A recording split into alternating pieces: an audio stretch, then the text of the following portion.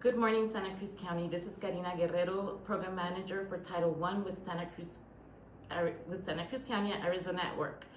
I am here to present to you our program, which is Title I, that provides certifications, support, training to those in need or wanting to do a change in their lives. We work together with barriers and we try and achieve goals and accomplishments. Today we're going to go ahead and recognize one of our biggest achievements along with his case manager. This is Joshua Villalobos and Angel Aguilar, the case manager. Morning, everyone. All right. So I would like to also take this time to recognize Joshua Villalobos, because from the moment that he came in, I realized that this was an individual that had potential within him and was really striving to become the best version of himself. This was something that after speaking with him through our one-on-one case management session, I was able to identify many factors and barriers that he had throughout his life while trying to get to this position in life. So at this point, I would like to ask Joshua if he could express a little bit of these hardships that he had to overcome and talk to us about some of the things that he had to go through to get to where he's at today.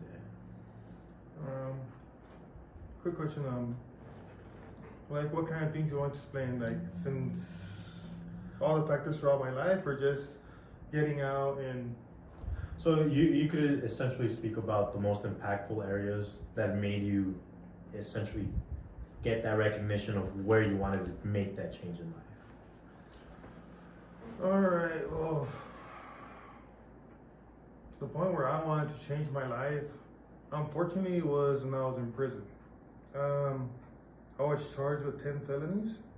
I was facing a max of 39 years. Or at least that's what the judge was telling me for 6 months, and that was a bitter pill to swallow. I kept on thinking, do I want to do this for the rest of my life? I kept on going to court. It's jail, and then in California, so there's a lot of politics involved, and there's just a lot of dumb things, and it was just things that I saw in prison and in jail that I said, you know what, I don't want to be part of this, you know? Correct.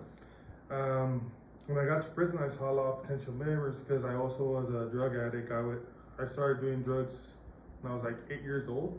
That's when I first tried weed and all that. So, like, throughout my whole entire life, I was a drug addict. So that was another big obstacle. But when I was in prison, like, I just saw a lot of things I didn't like. I saw a lot of potential mirrors, and I was like, you know what? Like, I gotta change.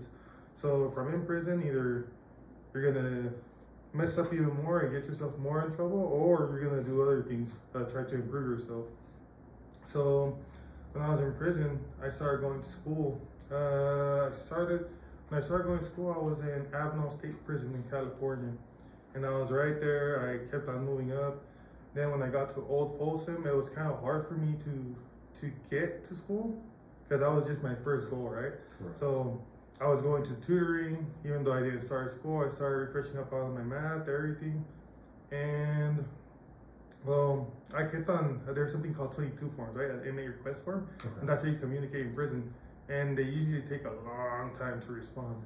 So I kept on bugging the director, like once a week I'll send her an inmate request for, hey, I really want to go to school, or I really want to do this, you know, like I want to get my GED, like I got 14 years, 8 months to go, and you know, like I want to be able to go to college and all that because they provide all those programs in prison. So I just kept on bugging them. I bugged the hell out of them. So eventually I started going to school. When I started going to school, like I got my GED, and it was kind of hard at first because I would get very, very nervous with the test. So when I would get nervous with the test, like I would just rush through it, and I kept on failing. And then I found out that, well, anyways, so it's like I feel like I'm getting off track. So I just started like taking like a lot of small steps. Like I kept on completing like programs. I got my GED, and then another thing that was physically demanding and it was physically hard for me was being a wildland firefighter during prison. So once I was in Old Folsom, I had to go to Jamestown, and when they transferred me to Jamestown, they asked me, do you want to go in camp or do you want to go wildland firefighter? Okay. So I'm like, yeah, I'll go wildland firefighter, but it took me like 4 tries to pass. And I was a PFT instructor, but I wasn't the guy leading the crowd. I was the guy that was leading like all the chubby people. So like I would just be like, I'll be right with her, like, you could do this. If I'm doing this, you could do it. And because it's not that I'm fat, but you know, like I'm not really a good runner. Like I was never naturally inclined to sports or anything. As a matter of fact, I don't like playing sports. Okay. So yeah, so there was like a lot of little things that, because throughout this whole entire process that I'm in prison and I'm getting my GED, I'm getting these programs, I'm doing the PFT, you know, like there was always that thought in the back of my head, you know, like you won't be able to do it, you know, like there's a lot of self-negative talk. Correct. And I also mentioned I read a lot of psychology books, so I read about all this. I'm like, you know what?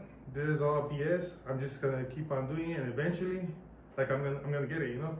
And well, throughout the whole entire process, I kept on proving myself I could do it. Once I finished the PFT test, I had to get an S190. I can't remember the other ones, but there was like 3 of them. And every single one, throughout the whole entire course of the hand ran, I scored 99.5. Look at that. Yeah. So you're one of the highest ones in the class. Yes. So, but then again, I was one of those. I was one of the highest ones in this class. But then when we had to do the hikes, like it was just different because from going to like a cell, I remember when I was in Old Folsom, and then we went to lockdown. So I went from 240 to 290. So that was another barrier right there. Okay. Because I couldn't work out inside the cell. Like literally, you're sitting in your rack, you could put your arm flat on the wall like that, and you could touch the other wall like that, and you're sitting on your bunk area. Wow. So your driveway, well, that's what they call a little space you got to walk. Your driveway is like probably like that big, or like that big. I couldn't So do it's not really too much space where you can do much. and then like your rack is right here. Oh, your rack is on this side. The driveway's right here. The bathroom is right there, and then you got like a little space over here, and then you got like lockers up here. And also, like in height, it's really small. And you got to share that with somebody else. So I couldn't work out. So I got limits the space a lot more. Yeah. So I got fat. So like it was really, really hard for me to keep up with the hikes because of all that. So when I first got to fire camp, I was like half an hour behind on the hikes. And after like a week, the captain, his name was Captain Brown, right there in CC5, Miramani. He was telling me, look, Mr. Villalobos, if you don't like start keeping up with the hikes, well, I'm sorry, but we're gonna have to send you back, you know, like. And then Miramani was always up there, you know, like one of the best crews out there. So I'm like, all right, well, you know, like I'm gonna try. So I don't know, like I kept on proving myself that I could do the things because a month later we had to do the Bautista training. It's like a training that they do every year to like type out the crews. So there's type 1 crews and type 2 crews. Type 2 crews stay, like say like if the crew's right here in Nogales, it's gonna stay right here in Nogales. So if it's a type 1 crew, they're gonna pair them up with another type 1 and they're gonna be a strike team and they're gonna send them out wherever they need them. Okay. So everybody wants to be a type 1 crew because then you get to go out, you get all the good food, not just the food in camp, you get to have steak and all that. You eat what the firefighters eat out there. So imagine from eating a bologna sandwich to a steak, like it's a big difference. And how long were you in that program for? I was there for 8 months and then I went to MCRP. But when I was in MCRP, it was like another thing, like it was kind of a bit boring because the director, I forgot her name, but she'll get mad because it'll be dirty and stuff. So not only did I have to deal like with all like the educational side and all that, I had to deal with people. And when I was growing up, I used to be a punk rocker. So punk rockers, what are they known for? Like they like to rebel, they hate authority and all that. Yes. So I had to deal with all that in all this process as well. So I had to change. I had to make a drastic change in my life, the way I talk, and the way I address people. I've always been respectful, you know. Like I had that rebellion in me. So you decided to make all these changes to make you a better person, a better quality of life. Yeah. And after you got out of prison, what made you walk to our doors? Well, what made you come to Arizona at work? Okay, so what made me come to Arizona at work? So I already moved from California, LA, or Los Angeles, California to over here. I came with my wife that lives in Nogales, Sonora. So one day I was passing by and I was looking for work. I was just passing. I had a blue Volkswagen. It was a GTI. I forgot where I was going. I don't know if I was going to Walmart or where, but I was looking for work. And then I saw Arizona at work. I'm like, you know what? I could get a job right there. So I went and I came in. I asked. I believe it wasn't Lupita. It was another. She was skinny. I forgot her name. She doesn't work there. Was it Vivi? I'm pretty sure Most it was likely Vivi. it was Vivi. Yeah. Yeah, and then I came in, and then I told her I was looking for work. Oh, we can help you out with a certification. At first, I was like, I'm trying to get work because I needed money. Right. So I went to grad sex hopper, and I worked with them for a little bit. I went back to California, and then I came back. And this time when I came back, I walked in. I kept on struggling to look for a job right here because I'm trying to get settled right here. Right. So Lupita was on the desk, and I was trying to go through the fire academy program you guys have. So Lupita was like, well, that ain't until another 6 months, but if you want, you can get a CDL. I'm like, all right, I'll give it a try. Because, I used to hitchhike and train up since I was like 13 till 24, so it would be probably good. So, yeah, like, I tried it, I got it, I studied a lot. Like, I started studying like 2 weeks before for the permit. My first try, I aced it.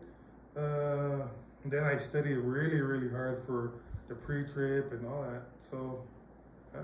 But what made me come here is basically curiosity, because I'm constantly striving to be a better person, and I'm looking for opportunities. Like the other day, I went to Walmart and I saw this guy that had a shirt that like he was delivering stuff. Like he was stacking his product in Walmart.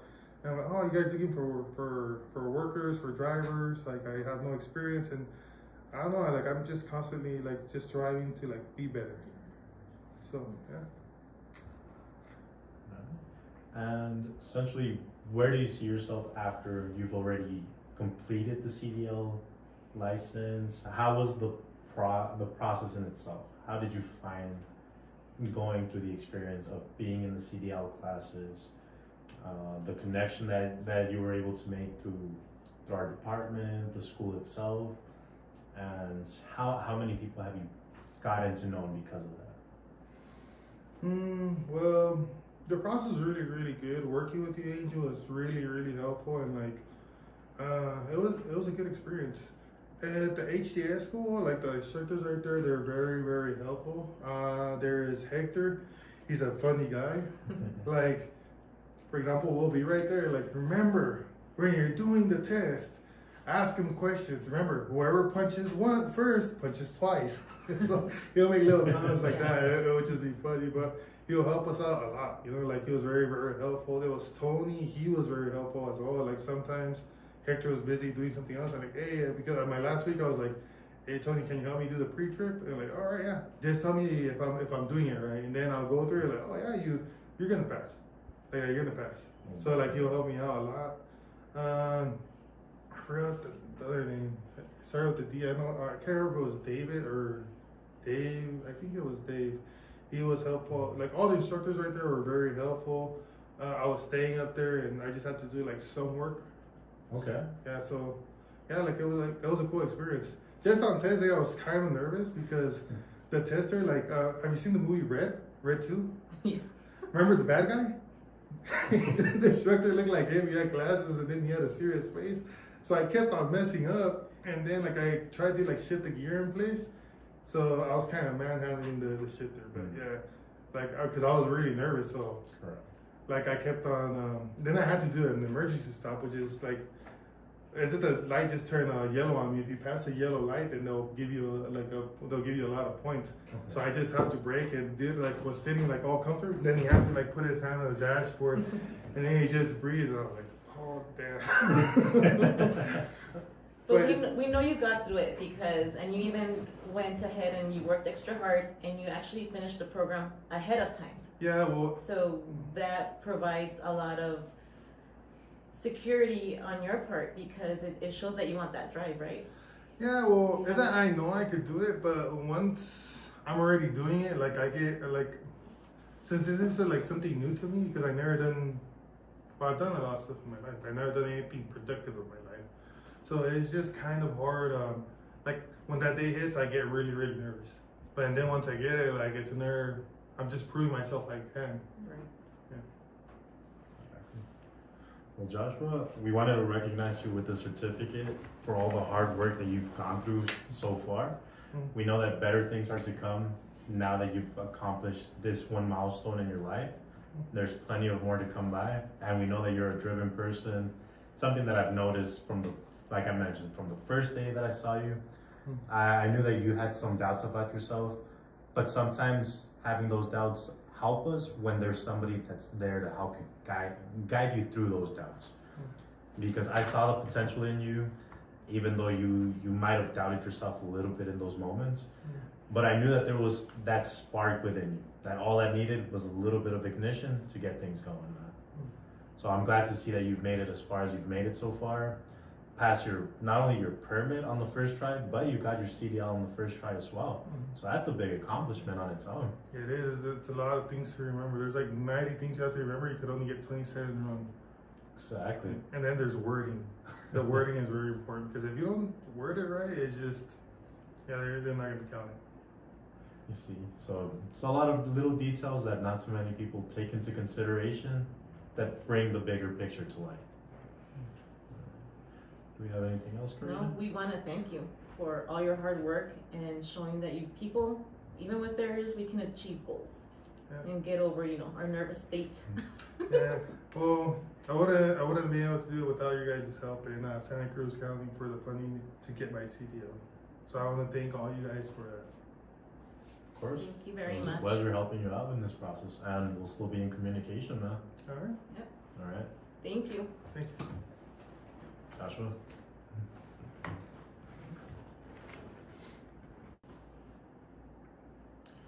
Okay. And just as our successful story with Joshua, ustedes pueden ser nuestro próximo participante que también puede llegar a tener este tipo de suceso en su vida. Todo sería cuestión de comunicarse con nosotros. Somos Arizona at Work y estamos para su servicio. También lo que queremos hacer es invitarlos a nuestro próximo Job Fair, que es el 15 de octubre en Nogales High School Gymnasium. Ahí los esperamos y si ocupan más información o detalles del programa, son más que bienvenidos para venir a nuestra oficina o comunicarse con nosotros por otros tipos de medios. Los esperamos. Gracias.